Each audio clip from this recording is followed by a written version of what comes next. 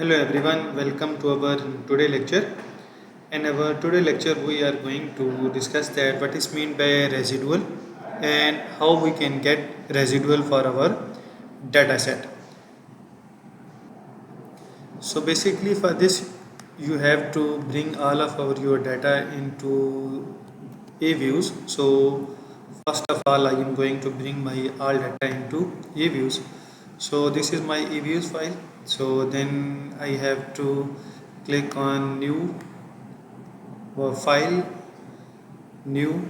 Then I have to go to sorry work file.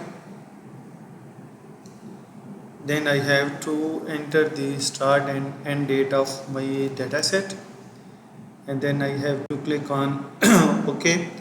As in my previous lecture, I have already discussed that many times that this option shows that either your data is dated, undated, balanced data, or time series data. As my data is time series data and it have start and end date, so I am going with this option, and this option shows or asks for you that either your data is monthly, quarterly, bi-monthly, or annually, and there are some other multiple options. So as my data set is annually, so I am going with this option annually, and here I have already entered the start and end date of my data set. Then I have to click on OK. So now I have to go to quick, then on empty group, and here I have to paste my all data set here. So now my all Excel data is available in here in eViews work file. So now I have to select my dependent variable first.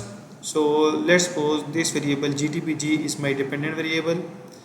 Then I have to select all my other independent variables. Then I have to click on open as equation, and here you can see that it is showing my all dependent and independent variable. So the first variable is GDPG, which is our dependent variable, and the rest of all these variable are independent variable, and C is for constant.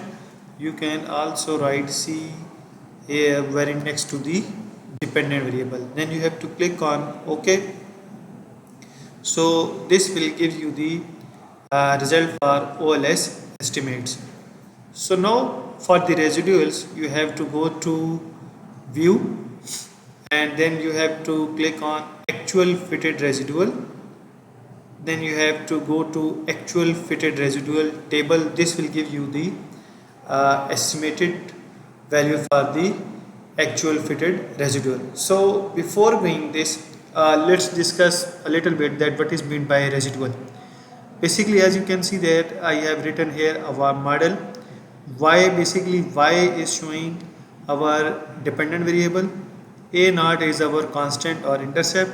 A1 x1 plus A2 x2 plus A3 x3 plus E.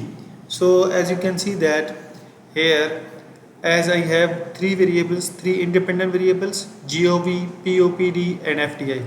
So x1, x2 and x3 are my independent variable, and A1, A2 and A3 are their coefficients.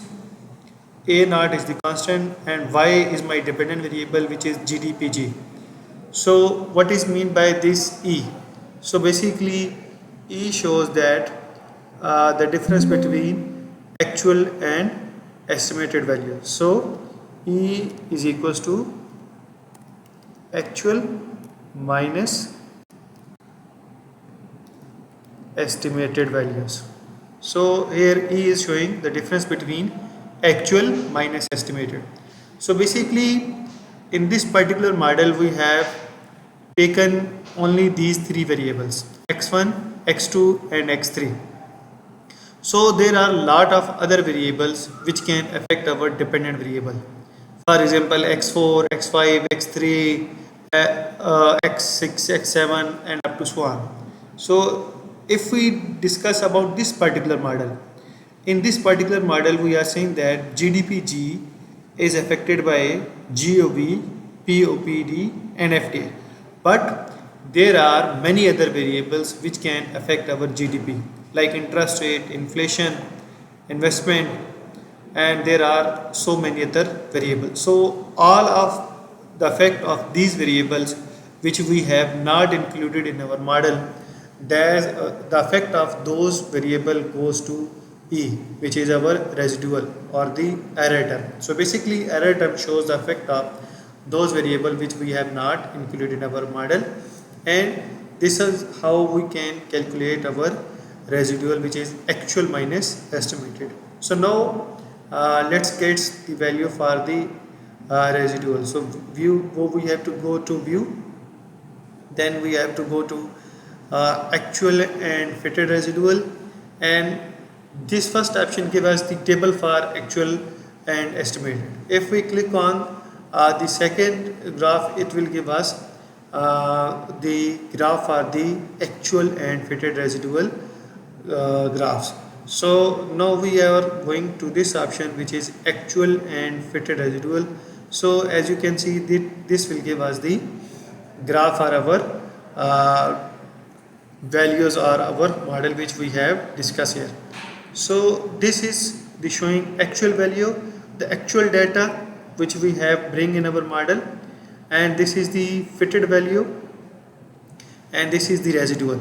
So basically what is mean by residual? Residual mean actual minus estimated or actual minus fitted.